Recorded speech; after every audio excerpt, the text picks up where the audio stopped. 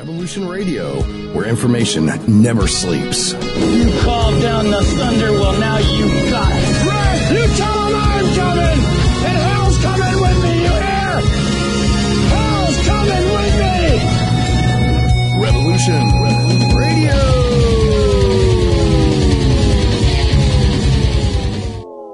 The opinions expressed on this radio station, its programs, and its website by the hosts, guests, and call-in listeners or chatters are solely the opinions of the original source who expressed them. They do not necessarily represent the opinions of Revolution Radio and freedomslips.com, its staff, or affiliates. We are live, ladies and gentlemen. This is Revolution Radio at freedomslips.com. I'm Paul Stevenson on this Monday, the 23rd of April, 2018. Welcome to the show.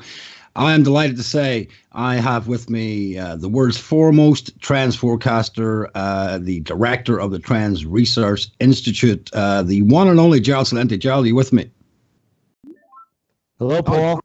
Hi, GERALD. Sorry about that. A couple of technical issues getting you on there. So how are you? I'm very well. How are you? Can't complain. No one would listen anyway, GERALD.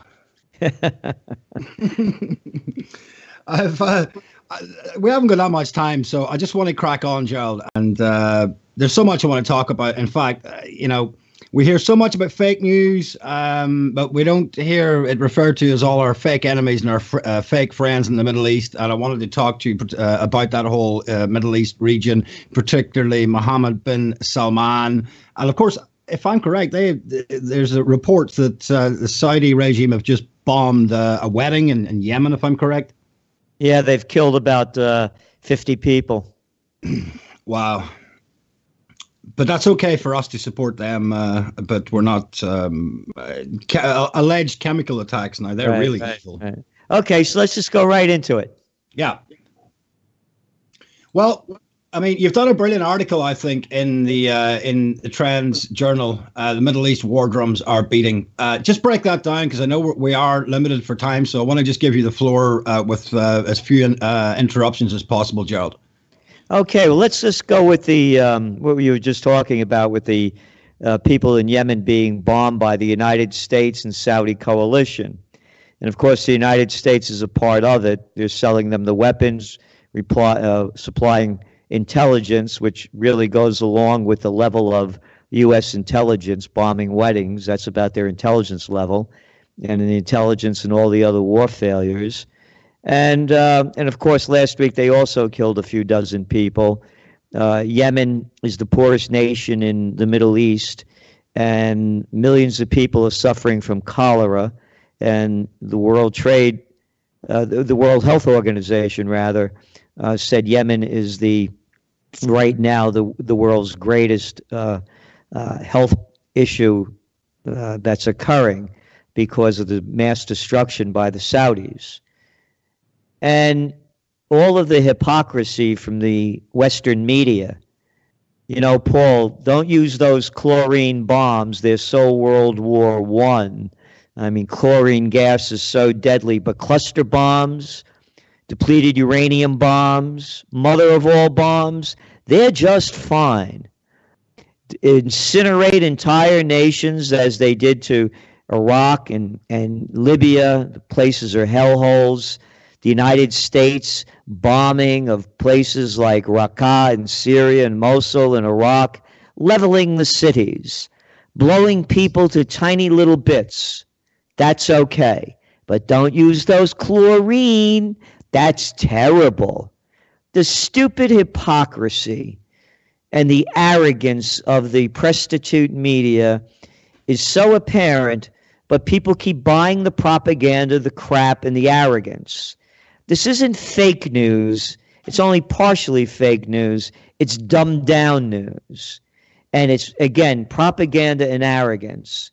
So what we're looking at in Saudi Arabia is also over the weekend, there's different reports coming out. You mentioned the Crown Prince. Isn't that wonderful? Here we are in the 21st century, and we have to call someone from their gang, their mafia. They invented this joint in 1934, Saudi Arabia, naming it after the family, that he's a prince. What prince? I know a princess kissed a frog and the frog became a prince. Save your fairy tales for somebody else. Since this murderer took over and they put him on a red carpet tour here in the States, meeting with all the lefties, those so-called liberals who love peace and Me Too, as the women over there were treated like not even third-class citizens. They don't have a class so low. Animals. And also they behead more people than any place else in the world. So they had this guy on a tour over here, and all the media pumped him up, never mentioning the mass murder that he's committing in Yemen. Now, have you noticed oil prices have gone up, Paul? Nearly 40 cents in the last year for gasoline in the United States. I certainly have. Right? As people are earning less money. So, here you go. Saudi Arabia needs $100 a barrel for their budget to break even. They say they're going to be pushing oil up to $80 a barrel and hopefully up to $100 a barrel again. And they're doing it by destabilizing the Middle East. And in about 2 weeks or so, 3 weeks, we have Trump, whether or not he's going to sign off on the Iranian nuclear agreement. So the United States is in bed. I shouldn't say the United States. I should say the freaks are in bed.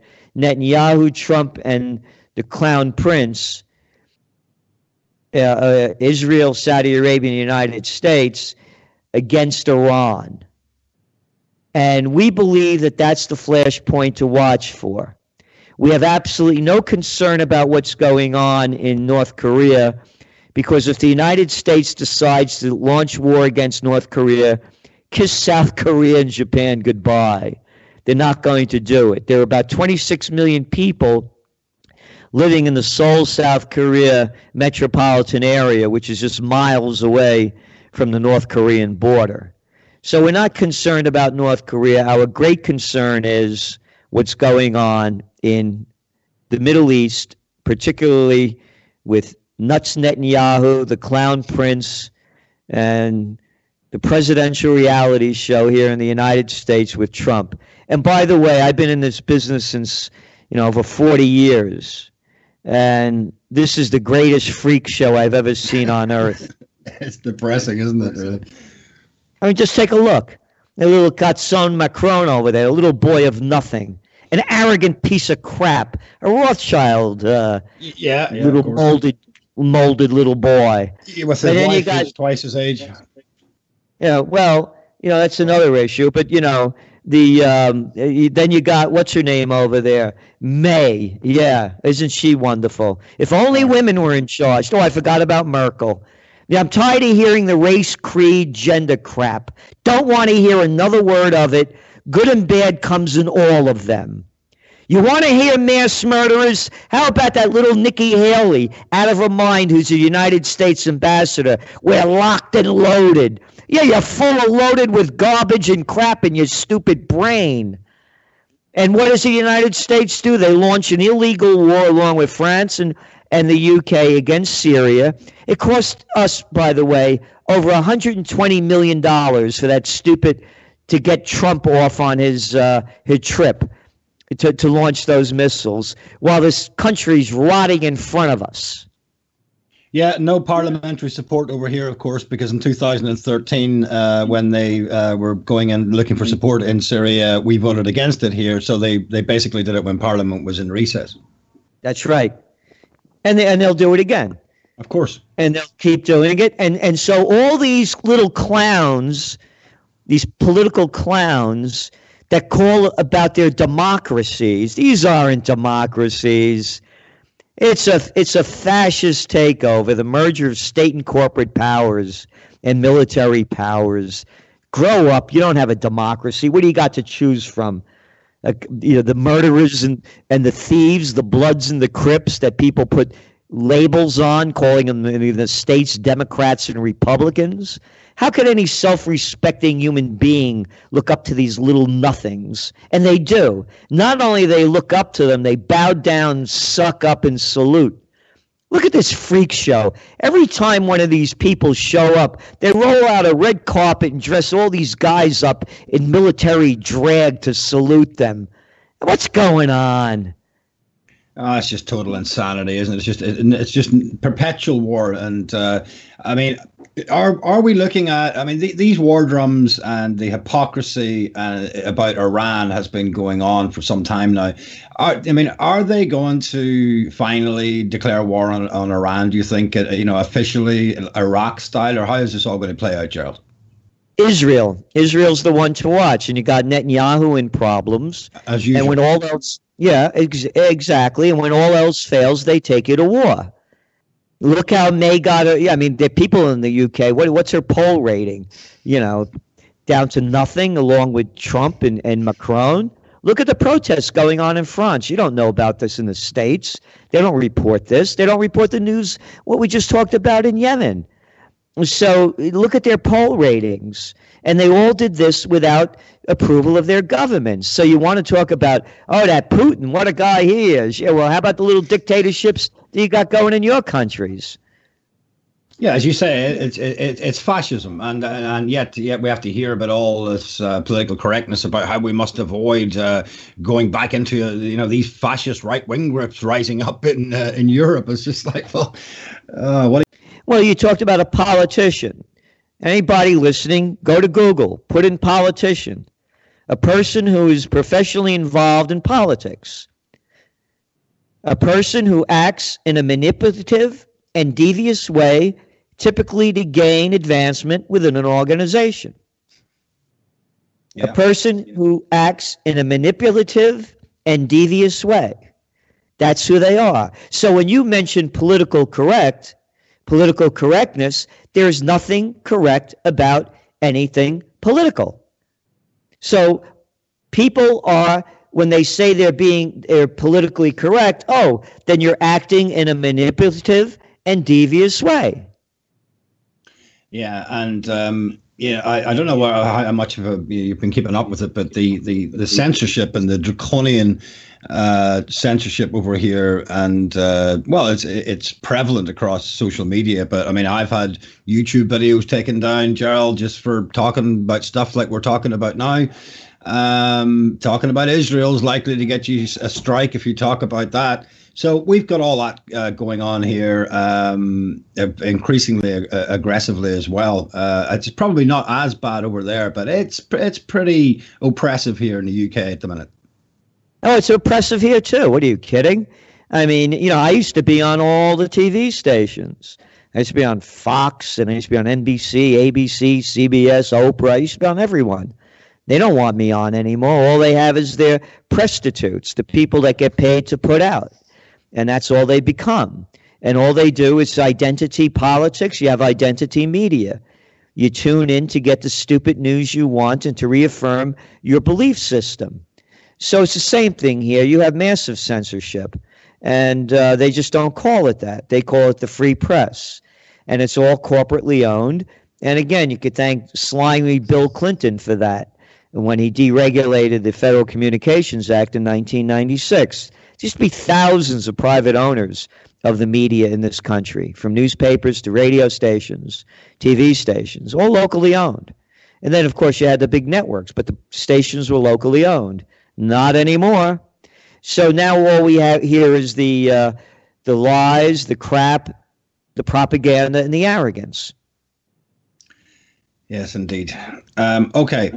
All right, let's talk about the economy. I mean, you can talk about it over there in your own country with, interest rates, if you're expecting those to go up, and then just look at it in a global scale to see what, because I also had a friend of mine who was asking me about gold and silver, and I said, well, listen, I've got just the right guy coming on the show soon, so I'll ask you about. I know you don't give financial advice, but if you could comment on whether it's a good time to buy gold and silver.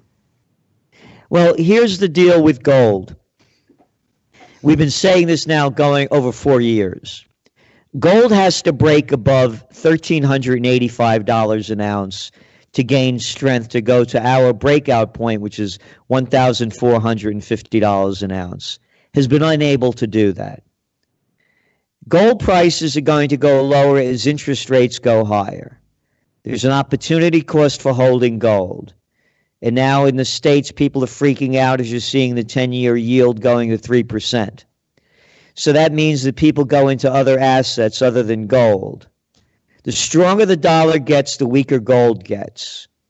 Our downside risk, however, for gold, as we see it, and again, not giving financial advice, is only about $100.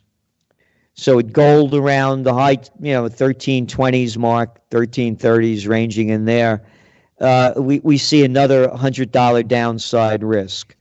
However, having said that, we still see gold as the ultimate safe haven asset.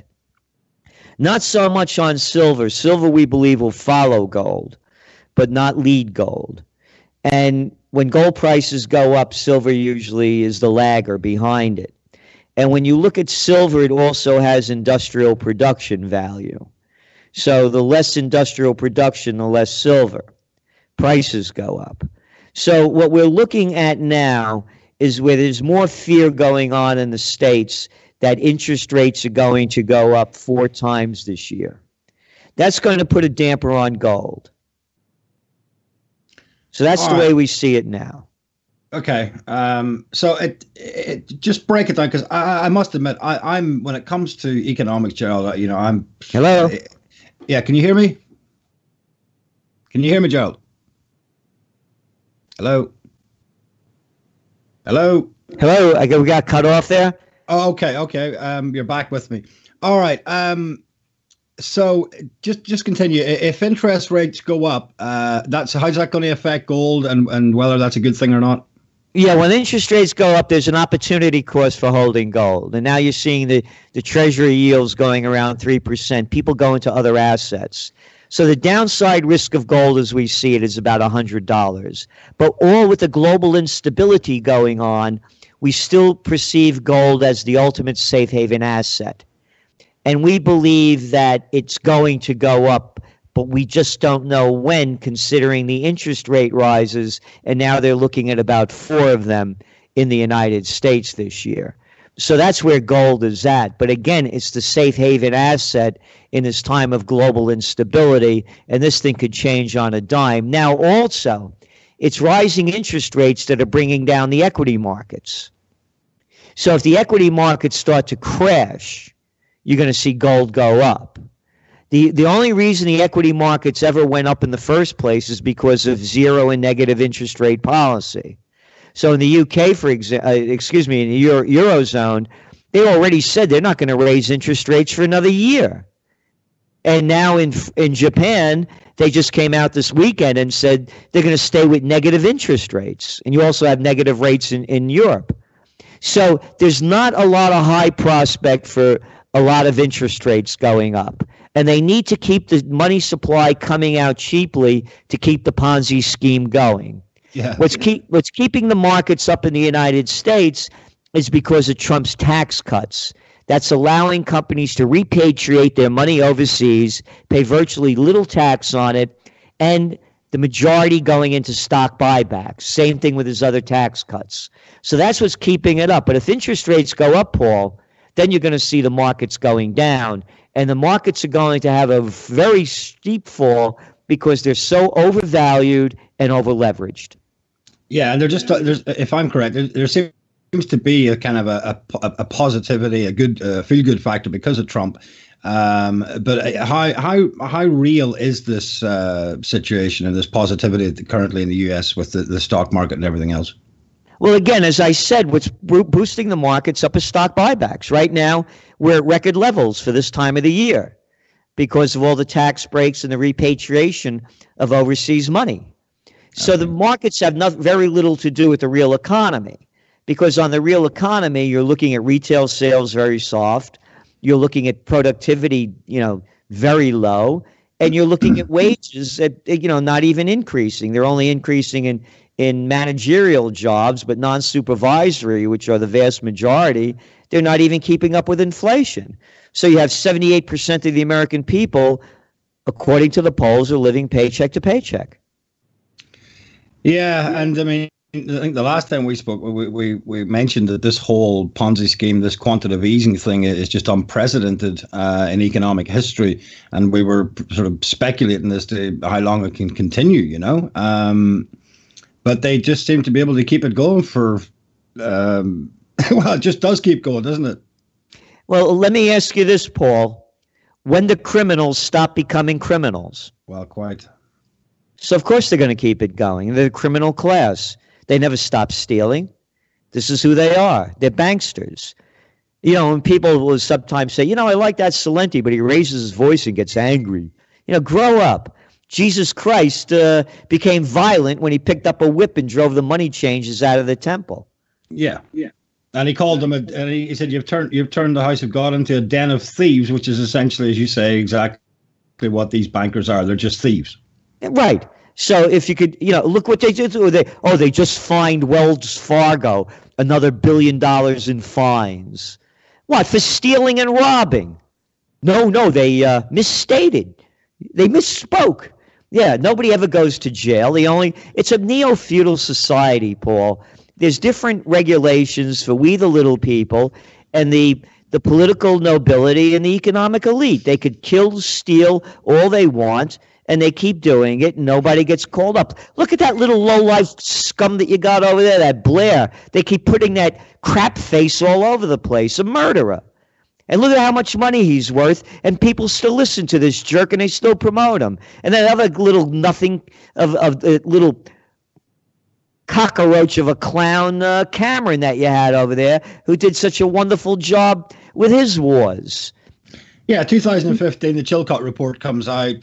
Blair stands up there with a fake apology, and not as much as a £100 fine for the carnage and murder that he caused. And then, as you say, they roll him out again for the same playbook that took us into Iraq, trying to get us to, drum up support to bomb the sovereign nation of Syria. So, I mean, it's incredible. It really is. But we shouldn't be surprised, as you said. Criminals are criminals.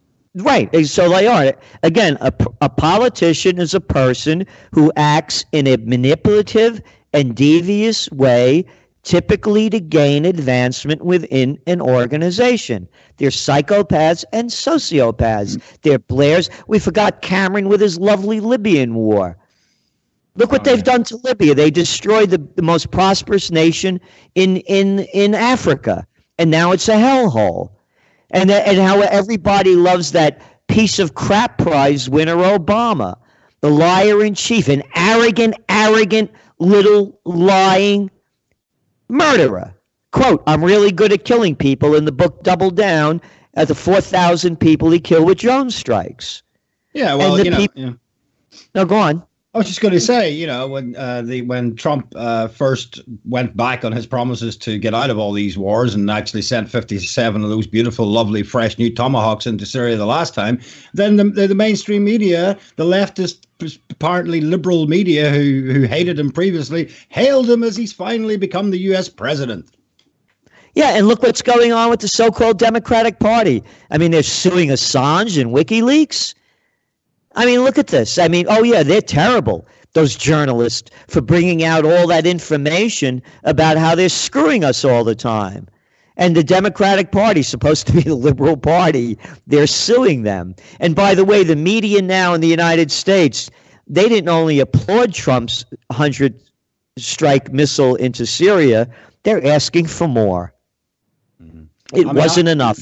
I'm no fan of Jeremy Corbyn or the Labour Party, but I will say this about them. He is outspoken about the atrocities that Israel's committing, and he'll probably change if he does get into power, but at least he's, speaking out against all this carnage and war, Yes, I've been following it. He's the only one that is. But look at the rest of his party. It won't support him.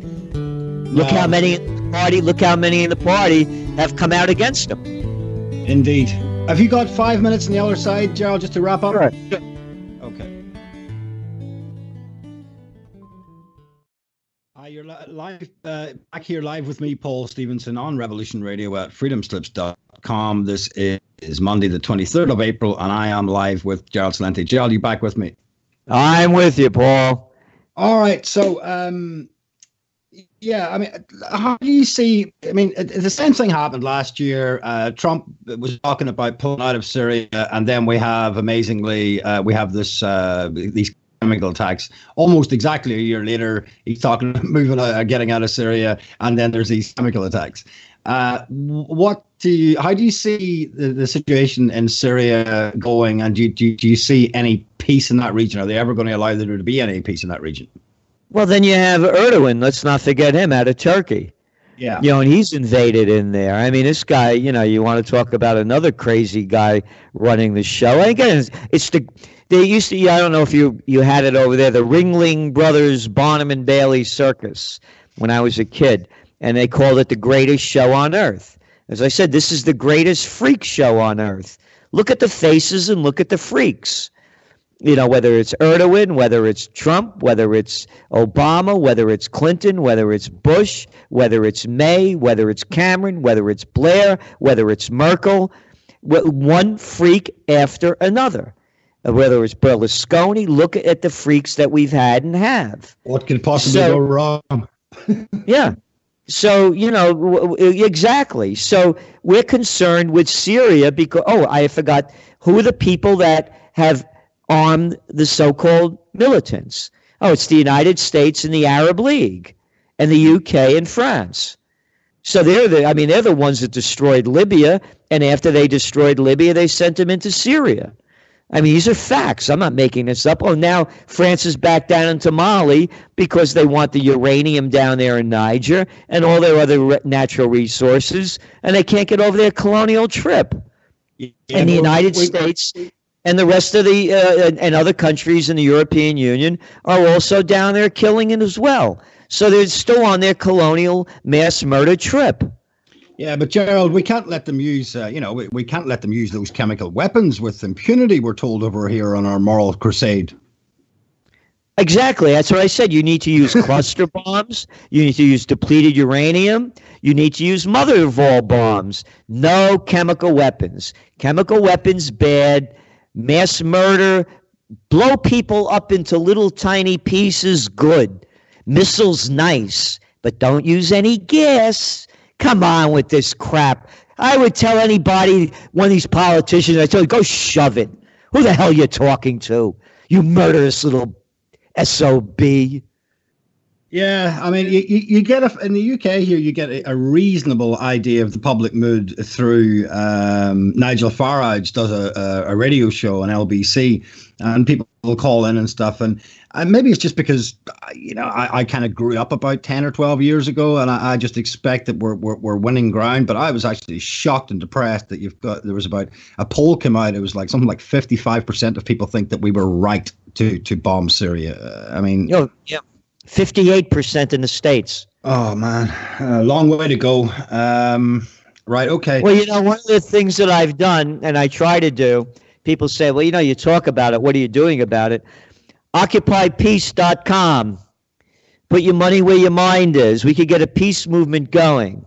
It's never been a better time because when Obama was in, the people, looked the other way at his mass murder. But being that they dislike Trump so much, we have an opportunity to get this going, and the same thing in your country and other countries.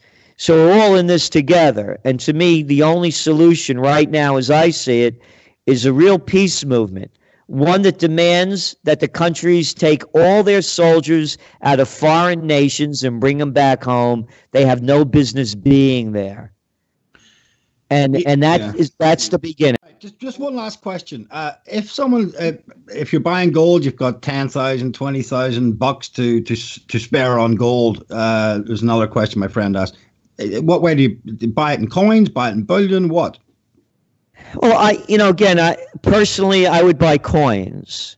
Right. And also, I would also suggest that people not consider putting them in a safety deposit box. Because if they call a bank holiday because there's a terrorist strike and they use gas or whatever they make up, they'll close the banks. They've done it before. They'll do it again. And when 9/11 happened, they closed Wall Street. So, for example, if you have ETFs, exchange traded funds in gold, GLD, you may not be able to repatriate those. So I would suggest that if you're going to buy it, put it in a place where you can get to it, where you don't have to go through anybody to get it. And that to me is very important. So I'm not saying where people should put it, in their houses, in their backyards, wherever. But think about all the garbage you got in your house and all the crap. Can anybody come in there? They're going to find where you buried your gold. Come on. Yeah, exactly. It'd be a little, think about it a little bit. Yeah. Could you dig up a place and bury it somewhere? If you have a yard, could you put it outside and bury it and put it in something where, waterproof and airtight? Grow up about this. Yeah. Just put it under the dog kennel. Yeah. And the other thing, too, is, all this anti-gun movement in the United States. Again, if you want to stop violence, the fish rots from the head down. So we have a government and a media that both promote violence nonstop, from video games to Hollywood to Washington to London to Paris. You name the country, it's one place after another that's promoting violence and hatred. So again, the fish rots from the head down. If you want to stop violence, stop at the top. And you know what, Gerald? We have no guns in this country, and we've got some of the most aggressive knife laws in this country, and we have now basically got a higher murder rate than New York and here in London. I read that. Again, if people want to go out of their minds and kill you, they'll do it. So it's not about banning, it's about changing. And right now, two words that don't exist, of course not in the politically correct dictionary, are morality and integrity. And there's not a nation on earth that I see where they're promoting that. And again, it's up to the people to change it. And I really encourage everyone to go to OccupyPeace.com and to see what we can do. You're seeing, Paul, these populist movements. They're populist because people are disgusted with the crooks and jerks that are running and ruining their lives. So they bring a name on it, populist. Yeah, why? I need somebody to tell me how to run my life. Oh, by the way, the other change that I could see coming that could really reverse everything is what I call blockchain democracy.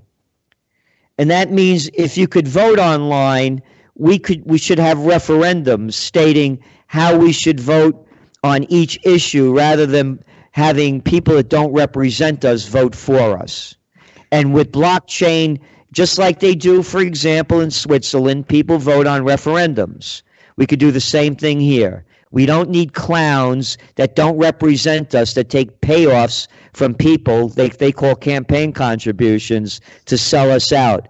So in the 21st century, I believe blockchain democracy is a populist way for we the people to create our own future rather than bend under the servitude of princes, kings, prime ministers, chancellors, and presidents. Yeah, you used the word servitude because that's exactly what it is. And we need some politicians who are in the business of service rather than in the business of being, servitude.